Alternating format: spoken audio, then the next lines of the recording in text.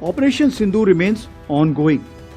Any future misadventure will be resolutely responded to.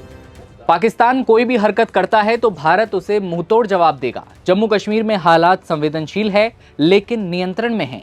Pakistan की परमाणु धमकियों को भारत चीन सीमा पर बेअसर कर दिया गया है। ये बयान है Indian army chief Upendra Dwivedi के। बॉर्डर पार पाकिस्तान को भारत ने साफ चेतावनी दे दी है कि ऑपरेशन सिंदूर अभी खत्म नहीं हुआ है। पाकिस्तान की एक नापाक साजिश या हरकत पर करारा जवाब भारत की ओर से मिलेगा।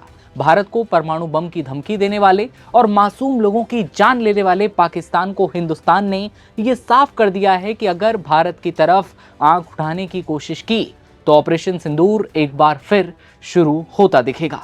आर्मी चीफ ने कहा कि आईबी और एलओसी के सामने 8 आतंकी कैंप हैं जिसमें ट्रेनिंग जैसी गतिविधि चल रही है।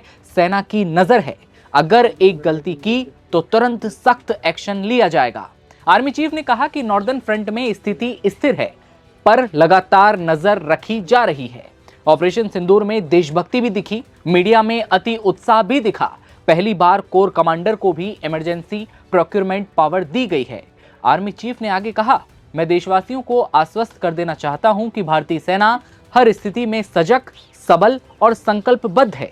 आगे क्या कुछ इंडियन आर्मी चीफ कह रहे हैं, आइए सुनिए। To park actions. As you may be aware, Operation Sindoor remains ongoing. Any future misadventure will be resolutely responded to.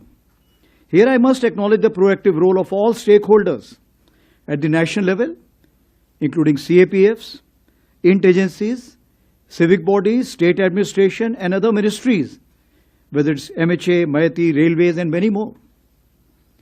Operation Sindoor was the best example of tri-service synergy under clear-cut political directive and full freedom to act or respond. Sir, मैं पूनम पांडे हूँ, Navbharat times से।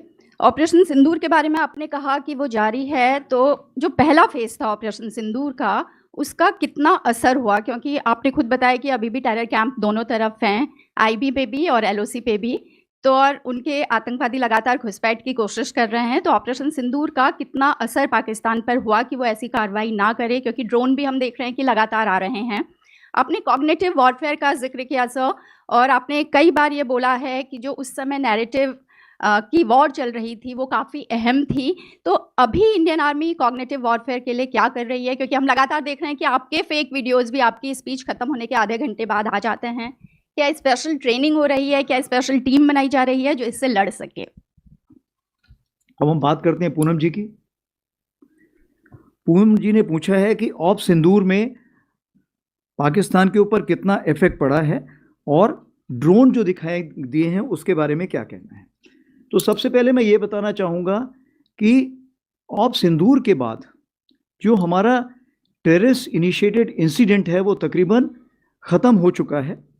मैंने आपको जैसे बताया कि उसी प्रकार से जो एक्टिविटीज़ हैं वो बहुत कम हो चुकी हैं।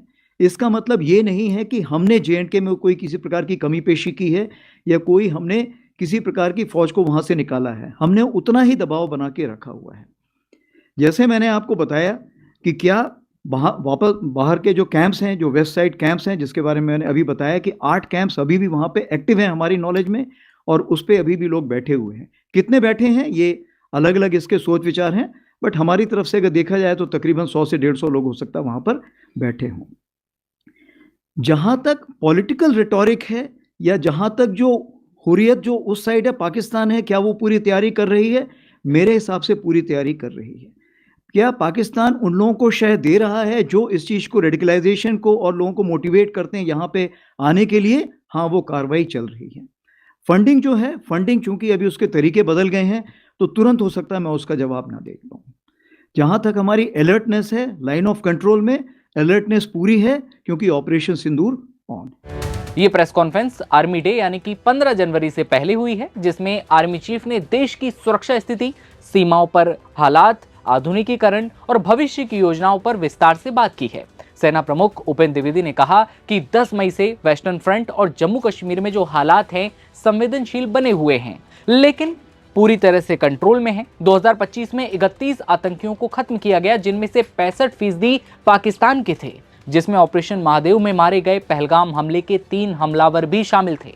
अब सक्रिय स्थानीय आतंकवादियों की संख्या सिंगल डिजिट में है।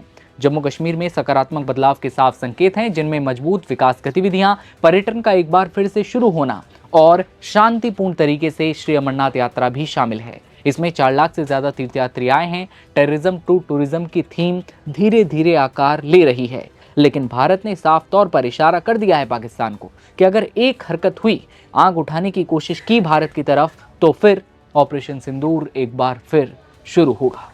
कमेंट सेक्शन में अपनी राय बताइएगा और देखते रहिए नवभारत टाइम्स। नमस्कार।